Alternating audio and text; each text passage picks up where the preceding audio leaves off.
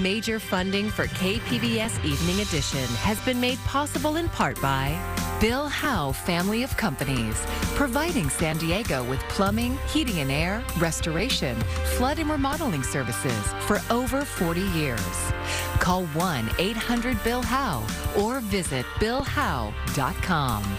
And by the Conrad Prebys Foundation, Darlene Marco Shiley, and by the following.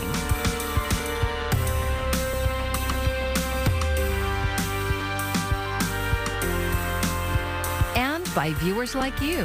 Thank you.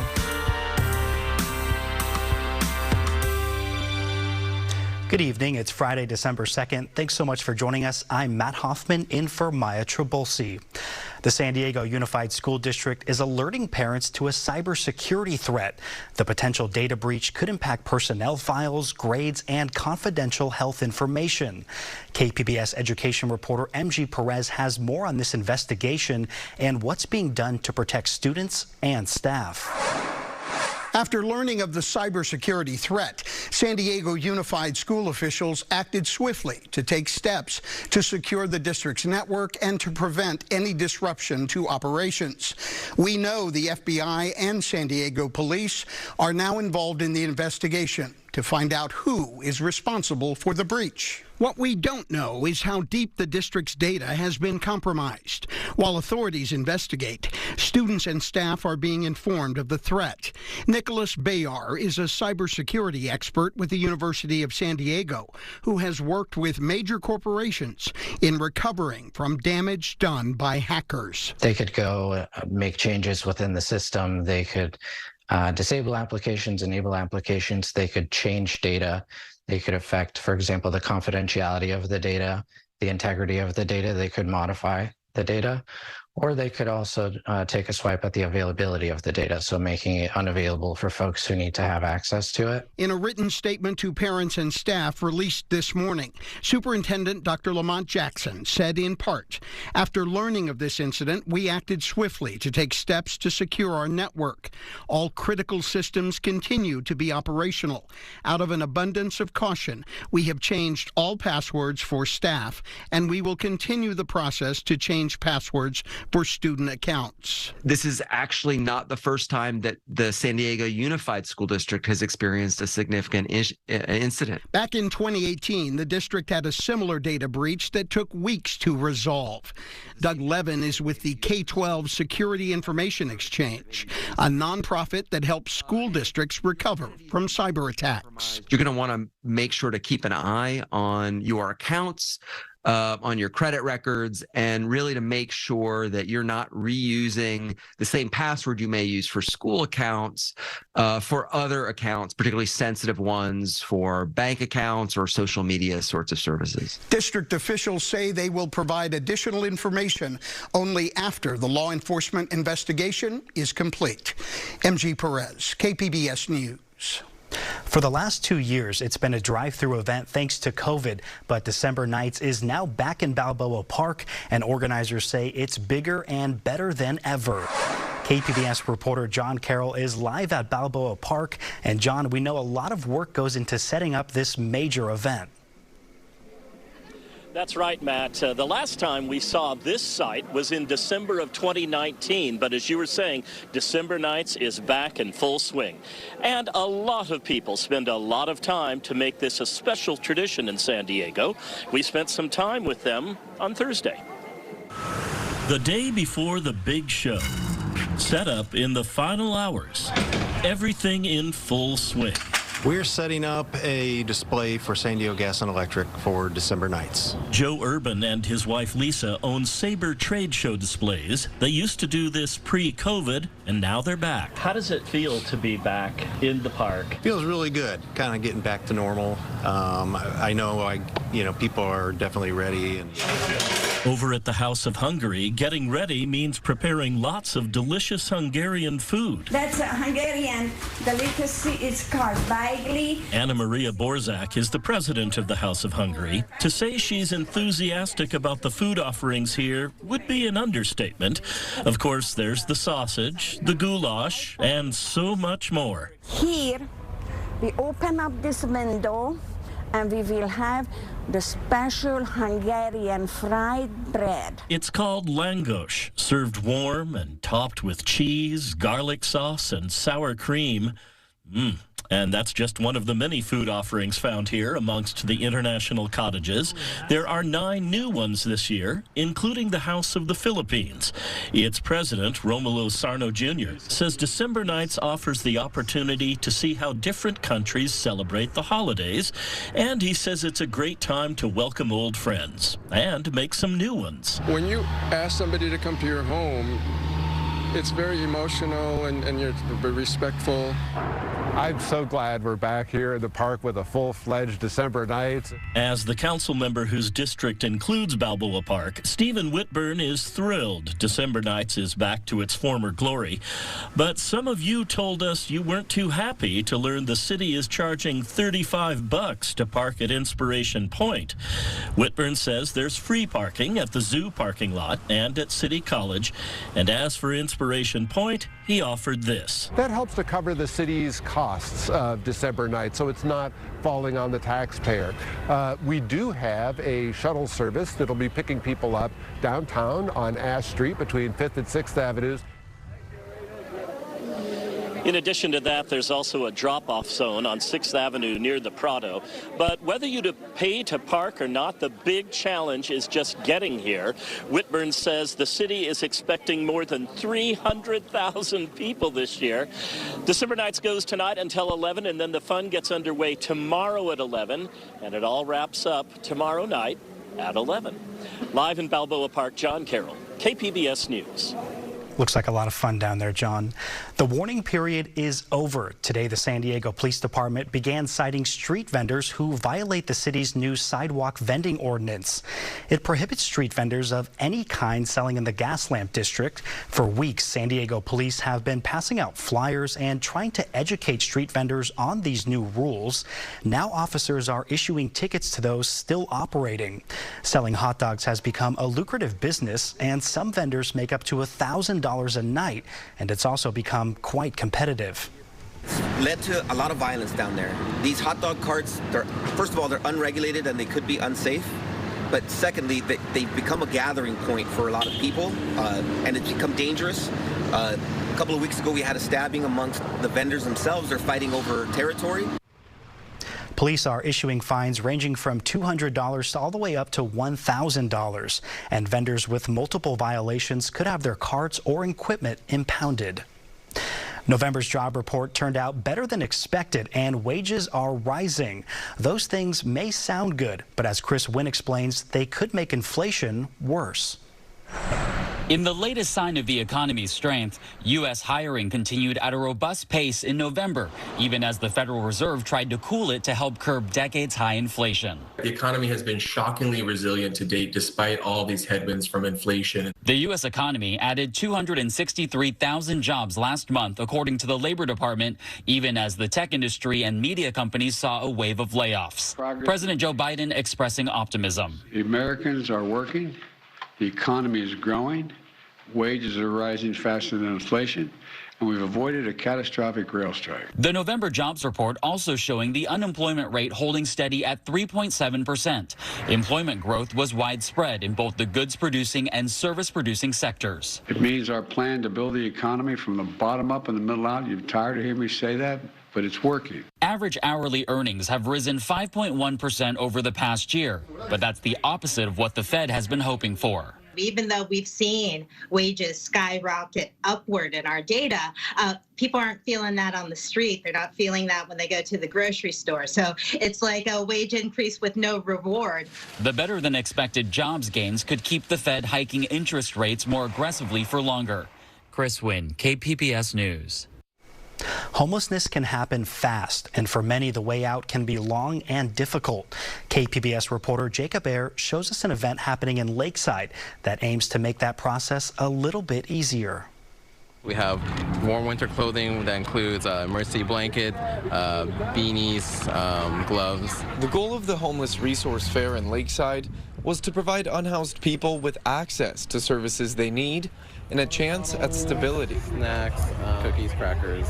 I hope it opens doors for me, to different way of life. For Jason Yeager, that meant clearing his criminal record and finding help for drug addiction. I got a couple warrants, like misdemeanors, and I was told that we could get those figured out and some like legal help, like probably drug rehab. Just find out something like that I can get into. Superior Court Judge Roderick Shelton sees many people in Yeager's situation. He says it's crucial they get more than just a shower and a warm meal. They also need legal help. So what we're doing here is that if the person may have a warrant for some small like infraction, small misdemeanor case, we can take care of all that here today. Once the records are cleared, people can take advantage of other services at the event. Those include programs for health care coverage, food stamps, and welfare, as well as services to replace identification documents, all at the same site. Because transportation is a big barrier, and when we ask people to go to 10 different places to have a fresh start with their life, it's not working. So this model is working, and we've seen the successes. Yeager is optimistic that he'll add to the success story. I've tried to get jobs, but they're not allowing me with the misdemeanors. I gotta get them cleared up, so if I get them cleared up, I can get a job anywhere, This is the 6th Homeless Resource Fair held in San Diego County since November 2021. District Attorney Summer Steffen says more will come in locations throughout the region. Jacob Ayer, KPBS News. Dozens of old San Diego trolleys are getting a new life in South America. This morning, we visited the Metropolitan Transit System's train yard, and we got to see how the cars will be used to expand rail service more than 6,000 miles away. There's going to be millions of folks in Argentina who now have access to transit and transportation in a way that they wouldn't have before. Over the last decade, the Metropolitan Transit System has been sending old trolley cars to Mendoza, Argentina. It started with first-generation trolleys from the 1980s, and now nearly all of MTS's second-generation trolleys are on their way to be repurposed. Se va a duplicar el servicio y vamos a mejorar el servicio actual con las nuevas duplas también. The Secretary of Public Services in Mendoza, Argentina says the first-generation trolleys are still running great. They're getting an additional 39 MTS trolley cars, which allows them to grow their transit system. Solo agradecer a MTS, a las autoridades de San Diego, porque gracias a ellos hemos podido seguir desarrollando nuestro sistema en nuestra provincia. MTS's second-generation trolleys rolled out in the mid-1990s. They were the system's first trains with onboard computers, and even though they have millions of miles on them, they can still run for years to come.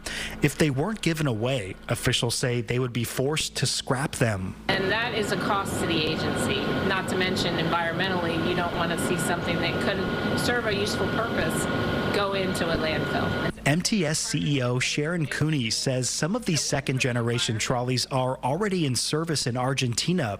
You can tell which generation a trolley is by the number on it. A 5000 series is the newest fifth-generation models, which are more accessible for passengers. We made a conscious decision to become more accessible for people by going low floor, which means that people can roll their wheelchairs onto the vehicles, they can bring their strollers. Some second-generation trolleys will still operate in San Diego for the next year or so. A majority of them will eventually end up in Mendoza, but there's talks to keep some in town. We are in conversations with a prominent brewery here to possibly put one on one of their campuses. We have also been discussing it with railway museums. They have a lot of interest in San Diego MTS because we were one of the original modern light rail lines in the United States. Transit officials say this partnership is a win-win, and they look forward to continuing it. The trolleys in Mendoza have kept their signature red paint job, as you saw in there, and they carry more than 2 million passengers every year. They don't hold a job, they don't pay rent, and they poop all over the place. Sea lions have made the Oceanside harbor their home, and boat owners there don't like it. KPBS North County reporter Tanya Thorne explains. Boat owners in the Oceanside harbor have some new dock mates, sea lions, and they're causing damage. Each seal could weigh up to around 1,000 pounds for a big bull seal. You get a couple of them on there, they break swim steps, they have sunk boats. their oily skin, their excrement gets on the side of boats, dries like concrete, and they've just been an absolute nuisance. Devin Halford cleans boats at the harbor. He says he saw an increase in sea lions after the Encina power plant in Carlsbad was decommissioned. So they started by removing the giant floats that mark the cooling tubes out in front in the ocean, out in front of the power plant, and that removed the seals' homes. So they got dispersed or displaced in either direction. Some went down to Seal Beach, some came up here. To accommodate the growing presence of sea lions, the Oceanside Harbor has built a floating platform for them that serves as a safe haven. But they don't always stay there. Captain Bobby Watkins owns boats in the Oceanside Harbor. It's all poop staining from their bodies.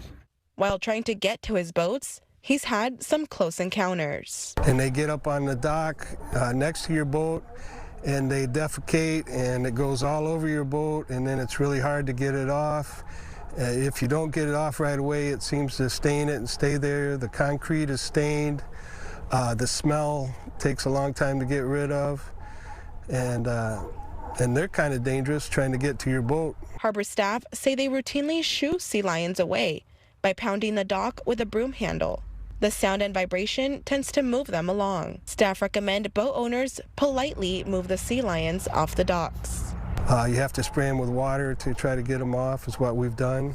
We put up barriers trying to do that, and they'll knock them over, knock them in the water. Michael Milstein is with the National Oceanic and Atmospheric Administration, or NOAA. They are the agency in charge of the protection of marine mammals and protected species. Anything that could lead, essentially, that could lead to their death is off limits. So, but, you know, people have tried putting up rails in places, using, you know, water hoses, and paintballs in some cases have been effective. Milstein says that at some point, California sea lions were endangered, but the Marine Mammal Protection Act has helped increase their population. But their habitat has decreased. You know, many of them have lost habitat to development and you know, other human impacts. So we have to recognize that. In some cases, you know, we're taking up space to where they used to be right at home, and you know, that's affected them. Milstein recommends the public keep a safe distance, do not feed the sea lions, and dispose of bait as far away from harbors as possible. Tanya Thorne, KPBS News.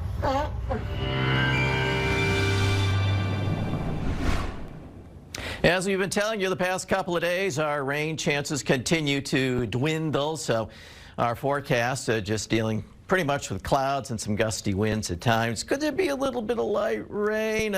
Very small opportunities for that as we take you through the weekend. Next week looks cool, damp, and breezy, so we may see a little measurable precipitation early next week. For now, clouds around tonight, partly cloudy sky, our low 51 degrees. Looking at temperatures around the area, 45 Oceanside, Escondido, Ramona 41, and El Cajon 48. And we'll be down to the 30s at Mount Laguna. Well, here's a look at our future satellite and radar. There's the rain, and it's not moving in our direction. It's lifting north. So chances for rain continue to diminish tonight into tomorrow. And as we take a look at the Saturday forecast, you see we're painting in the wet weather to our north and well to our southeast. So we'll be looking at dry conditions here. And there'll be a little bit of sunshine mixing in with some of those clouds. And we'll see temperatures a little bit milder on Saturday. But don't get used to that because cooler air makes a quick return. El Cajon's up to 72, Borrego Springs 72. Oceanside's up to 67. Here's the way it looks on Sunday. Well, a little bit of wet weather nearby. Maybe some of the mountains to our north could see some measurable precipitation. So here's our forecast. Clouds and some sun over the weekend here, but it stays cool early next week, even cooler and breezy. Looking into the inland sections, clouds around, maybe a few sun breaks out there. Chances for precipitation pretty small through the weekend, and as we take you into the mountains, we'll see partly sunny, breezy conditions right into early next week. And looking at the deserts, we'll see temperatures here near to below average, the clouds and sun. and some breezes. And I'm meteorologist Mark Mancuso for KPBS News. Vacation rentals are in the news this week as the city of San Diego tries to get its licensing system up and running. Now Airbnb wants people to rent out their apartments. SDSU's Miro Kopik tells us about a new partnership launching in San Diego.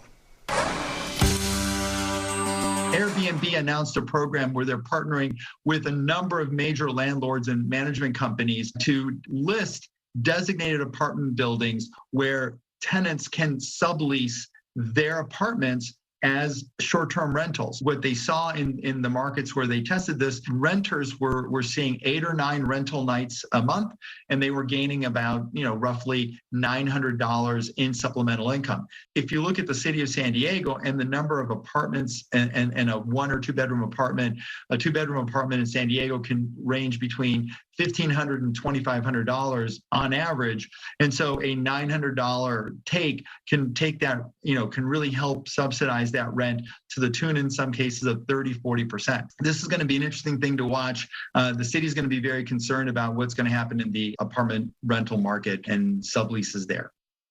I'm Judy Woodruff. Tonight on the NewsHour, the tech industry is hit with massive layoffs despite strong hiring in the economy overall.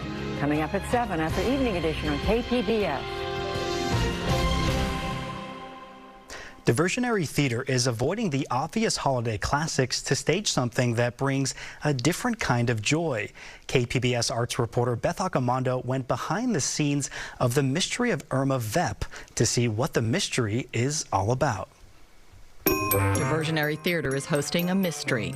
The mystery of who is Irma Vep? Irma Vep is a character in the show. Irma Vep is a legend. Irma Vep is a mystery wrapped in a conundrum. Irma Vep is an idea. I'm Irma Vep, you're Irma Vep. She was a woman that was married to one of our characters, and she has died. Who are you? I'm Irma. Irma Vep. Well, welcome to the mystery of Irma Vep. We are in tech, and so we're in the process of putting the show together, scenically and with costumes and lights and sound. It's a very exciting time. The mystery of Irma Vep takes place in this very spooky Victorian mansion. So our design concept was to sort of mash up Dr. Caligari and Pee-wee's Playhouse. So there's 2 actors, 35 parts. Let me take you back here, and you can see where some of the magic quick changes are happening. Don't look over there, because that's a fun surprise. So let me divert you over here, and you can see all of the quick changes lined up here. So this is one of the tricks that we play in Irma Vep, is that this dummy becomes Lady Enid at one point and gets drug across the stage with her costume on, while the actor playing Lady Enid is backstage making a costume change. This whole show is the art of the quick change. So they have 10 seconds to switch characters, switch energies, switch shapes, switch dialects. I play the lady of the house, and I also play the stable boy. Where is Nicodemus? I would like to have a word with him. You really can't get more incongruous than that. Send for Nicodemus. I demand to see him at once. Nicodemus can't come, Lady Enid, for obvious reasons. Obvious reasons? 20 minutes in, they'll be like, wait, that person was just this person, and this person was just that person, and their heads will be spinning, and that's exactly what we want. Sometimes I feel that I am Nicodemus, that Nicodemus and I are one and the same person. But it's not just the actors that transform, it's also the set. The whole set is a bit of a magic trick. I don't want to give away any secrets, but pretty much every piece of it does something surprising in a way. Everyone needs to see something ridiculous, and that is what Charles Ludlam created for us, something absurd and ridiculous, but has beautiful depth to it as well. This is a play that references a ton of classic works of literature and pieces of pop culture. B-movies, old Hollywood movies, penny dreadfuls, and pulp adventure and horror stories. All of this is sort of mashed up and swirled into this delightful, macabre story that is outrageous and utterly hilarious. but it's hilarious with a purpose, as playwright Charles Ludlam riffs on such familiar tropes as the damsel in distress and her brave husband. Queer artists look at mainstream culture and see some of these very heteronormative tropes and have a very particular point of view on them, right? Different institutions like marriage, family, child rearing, institutions that queer people have been left out of or have turned their backs on, actually prove fertile ground for queering. Any man who dresses up as a woman can't be all that bad. The play was written in the 1980s when queer theater was still considered subversive. It employs monsters as metaphors to explore queerness. You have the werewolf, which is all about becoming and discovering there's this hidden part of yourself that's maybe monstrous to the rest of the world, and figuring out how to navigate the world with this hidden part of yourself. And there's the mummy, which is sort of exotified and fetishized, just like queer bodies are sometimes. So it's been really fun to dig into all these amazing references. Those references are still part of our cultural zeitgeist, so the play has lost none of its humor or potency. So stop by Diversionary Theater to unravel the mystery of Irma Vep.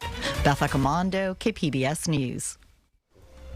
You can find tonight's stories on our website, kpbs.org. Thanks so much for joining us. Have a great evening. Major funding for KPBS Evening Edition has been made possible in part by Bill Howe Family of Companies, providing San Diego with plumbing, heating and air, restoration, flood and remodeling services for over 40 years. Call 1-800-BILL-HOWE or visit billhowe.com. And by the Conrad Prebys Foundation, Darlene Marco Shiley. And by the following: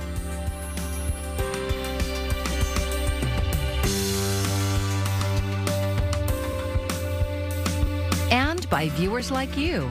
Thank you.